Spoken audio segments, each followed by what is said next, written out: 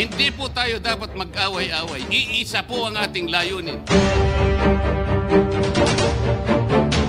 Ang ating bansa ang pinaka-importante sa ating lahat.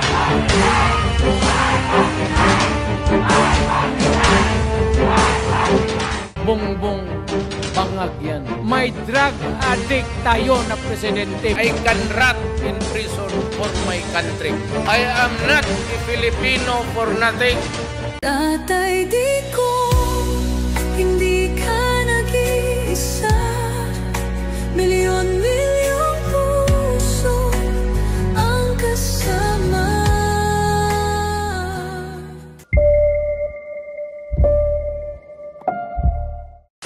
Update po dito sa magiging investigasyon ng Senate Blue Ribbon Committee. Magpapatuloy ho ba? Kailan ho ba yung susunod po na investigasyon? Silang nakakaalam, Admar. Wala naman akong notice pa kung kailan ng susunod na investigasyon.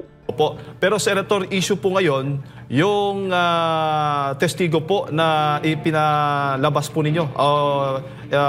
Nandyan po sa Senate Blue Ribbon, yung nagsalita po sa Senate Blue Ribbon na kamakailan, si Orly Gutesa. Sa tingin po ninyo, ano bang masasabi po ninyo na ganito po yung pag-question ang kanyang kredibilidad bilang isang witness, a resource person po during sa investigasyon po niyo sa Senate Blue Ribbon? Malinaw naman yun na hindi naman nila nagiba yung kanyang testimony. Malinaw na nakasasagot siya sa lahat ng mga tanong. Ang totoo niyan, wala mang masyadong itinanong sa kanya. Siguro dahil napansin nila na credible yung kanyang mga sinasabi. So hinahanapan na lamang siya ng butas eh. Opo. Sinasabi nila na dinisown ng nagnotaryo yung kanyang firma. Biktima nga siya rito eh. Malay naman niya kung sino yung pumirma dun sa nagpunta yung tao. Opo. At hindi naman po... Firma na yun eh. Firma nung nagnotaryo. Opo, yun nga eh. O, baga, doon sa pagnonotaryo yung naging issue ngayon na Senator dahil nga daw may keso... Doon nga napupunta eh. Doon nga napupunta eh. Hindi naman doon sa kanyang salaysay. Nakikita mo naman kung saan sila pumupunta eh. Opo, opo. Pero yung testimonya mo niya mismo, Senator, napakatindi po ng kanyang mga nabanggit at dalawa pong personalidad, si dating Speaker Martin Romualdez at si Congressman Zaldico. Sa tingin po ninyo, dapat lang imbitahan ng Senado itong dalawang personalidad na nabanggit po sa testimonya niya? Dapat lang, pero ang hindi ko sigurado kung iimbitahan nila o hindi. Minsan sinasabi nila, iimbitahan. Minsan naman, hindi. So, bahala sila kung ano kanilang magiging decision dyan. Pero may ibang paraan ho ba, Senator, na para maimbitahan ito para sa investigasyon ang dalawang personalidad na ito? Napakaraming paraan. Di imbitahan nila. Wala namang problema ron eh. Ang problema kung darating ba yan o hindi. Opo, opo. Senator, kamakailan din ay nagbigay po ng kanyang speech o pahayag itong si Senator Cheese Escudero. At talaga matindi po yung kanyang mga naging pahayag laban po dito kay dating Speaker Martin Romualdez. Kayo ho ba ay nasurpresa doon po sa kanyang naging talumpati o naging pahayag po dyan sa Senado? Hindi na ako nasurpresa doon sapagkat nakikita ko naman pagka yung pagdinig ay papunta sa mga senador, doon lang nila tinutuntun. Aming nabanggit naman ka congressman, ayun yun. Kaya gano'n ang naging pahayag niya na para bang ang may kasalanan na kanilang gustong palitawin mga senador. Samantalang napakaraming mga pangalan ang binabanggit, lalong-lalo na nung lalong-lalo na nung nag-testify si Gutesa, direktang ikinonektan niya si Zaldico kay Speaker Martin Romualdez. At mula doon, parang gusto na nilang tumigil. Mahalata naman ninyo kung sino yung naglilihis. Ang sabi ko nga, dinidiretso ko nga kayong naglilihis. Opo, Senator. At meron ding mga obserbasyon ng ating mga kababayan doon sa mga nagiging resource person na bigla-bigla na lang pinapadala sa DOJ. Hindi naman wala kayong pagkakataon na maitanong. Yan ho ba ay baga nakabatay po? Wala po bang nilalabag? O dyan po sa mga pagdinig, sa rules po ng inyong mga ginagawang pagdinig sa Senado? I-raise ko na nga yun doon sa aking privilege speech. Ayaw naman nila sagutin. Saan ka naman ako nakakita na dumidinig tayo rito eh. Kasama yung secretary ng DOJ. Pagkatapos hindi pa natin natatapos sa mga tatanungin natin. Ikukunin niya bigla. Pagkatapos doon niya pagtatatanungin. Pagbalik niya mayroon supplemental affidavit. Ano ba tayo rito ako? Investigative arm ba tayo ng DOJ? Asan ba nga kung tuntunin na sinusunod natin? Hindi lang naman yun, pati yung ICI, ni-raise ko nga yun. Po. Pinalatuntunin, wala kaming agreement kung paano makikipag-coordinate ang ICI. Sapagkat meron tayong saligang batas na nagsasabi, igalang natin ang mga institutional boundaries. Meron tayong separation of powers. Ito mga doktrina na minsang naglagda ay ang ating kataas-taasang fundamental law. Ito yung ating saligang batas. Kung hindi na natin sinusunod yung nakatalaga na mga separation of powers, malabo na itong pinupuntahan natin. Pagkatapos nagsasabi sila na parang lumilihis. Sino ba naglilihis? Ako mulat-mula pa, dinidiretso ko ito eh. Pag nababanggit ang pangalan ni Martin Romualdez, imik. Napapansin siguro yan ng marami nating kababayan. Opo. Totoo po yan, Senator. At yun nga yung isa sa mga pinoproblema o issue din dahil nga po sa salitang interparliamentary courtesy. Ano bang mas mahalaga? Ito bang naging tradisyon po ng Kongreso? Itong sinasabi interparliamentary courtesy o yung accountability na sinasabi? No, hindi mo ba nakita na dahil nga gusto nilang pagtakpan kung ano-anong ginagamit nilang katuwiran? Ibig mo ba sabihin lumilitaw na at isinisigaw na lahat ang pangalan mo na ikaw ang utak ng lahat ng ito ay yung kaukulang paggalang pa. Pantakip. Nakasulat ba sa bato yan? Absolute ba yan? Kung sinasabi nilang transparent at saka accountability, mas mataas pa ba? Mas mataas pa ba yung parametro ng kortesiya? Anong interparliamentary courtesy? Ang pinag-uusapan natin ay kinakailangan mong ilitaw.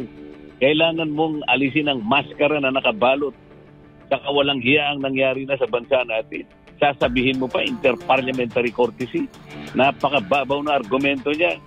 Halatang halata yan. Kung sino yung gustong maglihis, sila yan. Opo. Ayaw nilang ilitaw. Ayaw nilang alisin ang maskara. Bakit mo harangan ng interparliamentary courtesy? Wala kang nalalabag na interparliamentary courtesy kung imbitahin mo sila. Huwag mo lang silang isabina. Yung courtesya na yung pa rin sa pag-iimbita, iniimbita mo lang. Hindi mo ba ginagalang yun? Iniimbita mo eh. Ang problema kung ayaw mong imbitahin, yun ang paglilihis, yun ang pagtatakip. Oo. Inimbita ko na nga si Congressman Toby Chanco, may problema ba doon? Meron ba akong nilabag doon? Wala. Voluntaryo siyang pumunta. 2 beses na nga pumunta roon eh.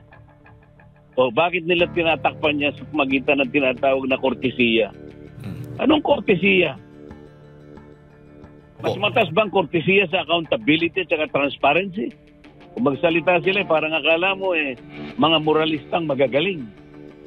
Parang akala mo mga sugo ng righteousness. Tatakpan mo ng kortesiya. Hindi ko sinasabing walang kortesiya.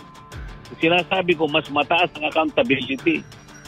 Mas mataas ang pangangailangan ng taong bayan na malaman nila kung sino ang gumawa ng lahat ng ito na talagang ang kanilang kabangbayan ay talagang nalusaw at takot ng mga taong ito. Tatakpan mo ng kortesiya. Opo. Dili. Opo. Senator, tulad nga ng sinasabi ng ilan po sa mga kasamahan po ninyo, ang sabi, pwede daw baluktutin yung batas para ma-please, malugod po yung taong bayan. Dito po sa issue ng interparliamentary courtesy, po pwede ho bang ma-apply po yung pagbaluktot para lang maimbestigahan ang taong sangkot o nadawit po dyan sa inyong mga pagdinig? So, paano mo babaluktutin yun? Kortesiya yun eh. Sabi ko nga sa'yo, imbitahan mo, kortesiya yun. Ang pag-iimbita ay paggalang. Kortesiya pa rin yun. Wala kang babaluktutin doon. Kaya lang sila, ang gusto nila, baluktutin nila. Ang gusto nila, mas mataas ang kortesiya sa accountability.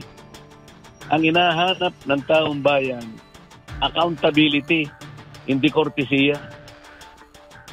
Opo. Senator, may pahayag po si Senator Ping Lacson.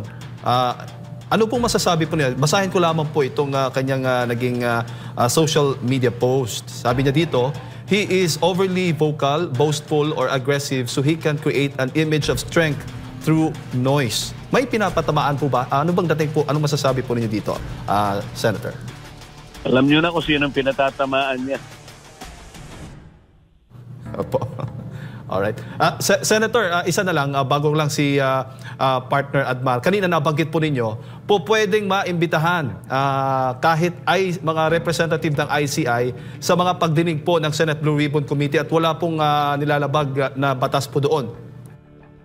Kung iimbitahin nila, ba't nila iimbitahin yun? Independent yun. Pero kung gusto nilang imbitahan, magtanong sa kanila, pwede rin siguro. Bakit hindi? Opo. Ang pinag-uusapan natin dito, ang ICI ba, pag nag-request ng impormasyon mula sa Senado o mula sa House of Representatives, wala ba kaming karapatang tumutol? Kailangan ba kami ang nakikipag-cooperate sa kanila? Meron ba kaming pinag-usapan na gano'n? Meron ba kaming agreement? Meron ba kaming kasunduan na ang Blue Ribbon Committee at saka yung Senate President, sila yung pupunta ron para makipag-ugnayan? Kala ko ba independent yun? Paano mo susukatin ng independence ng isang ahensya? Hindi ba yun ang executive department? Paano kung matutukoy doon yung mga kawalang hiyaan ng mga opisyalis ng executive department? Paano magiging independent yun? Sino ba nagbabayad sa kanila? Di ba executive department? O paano magiging independent yun? Opo. At saka pabor ho ba kayo na hindi po sa publiko yung mga pagdinig po ng ICI? Nasa kanila yun. Senador, magandang umaga. Si Admar po ito. Sir, Admar, bilisan natin kasi pababa na ako. Opo. Sir, sakali pong magkaroon pa ng susunod na mga investigasyon, dadalo pa po ba itong si Master Sergeant Guteza at tatalakay nyo rin pa rin po ba yung paglilinaw doon sa kanyang naging testimonya? Kasi ito yung lumalabas ngayon sa social media, kini-question yung kanyang kredibilidad, bagamat mas mabigat na siya mismo ang humarap doon, sinumpaan niya, nanumpa siya dyan sa Senado sa kanyang mga salaysay po, Senador. Hindi kredibilidad ang kino-question nila. Ang kino-question nila, yung notaryo. Walang kinalaman ng notaryo doon sa kanyang ipinahayag doon. Credible si Guteza. Opo. Isa na lamang po, Senador. Ito pong, meron pong nabanggit sa report na yung mga diskaya nag-tell all daw sa ICI. Possible na mga hindi niya nabanggit dyan sa Senado. So marapat po ba na talagang magsabi din siya sa Senado kung ano man na ito? Kasi parang dyan sa ICI, doon na babanggit sa Senado, ngayon hindi pa nga natin alam kung magpapatuloy pa ang investigasyon po, Senador. Hindi ko alam yun kung may sasabihin pa sila.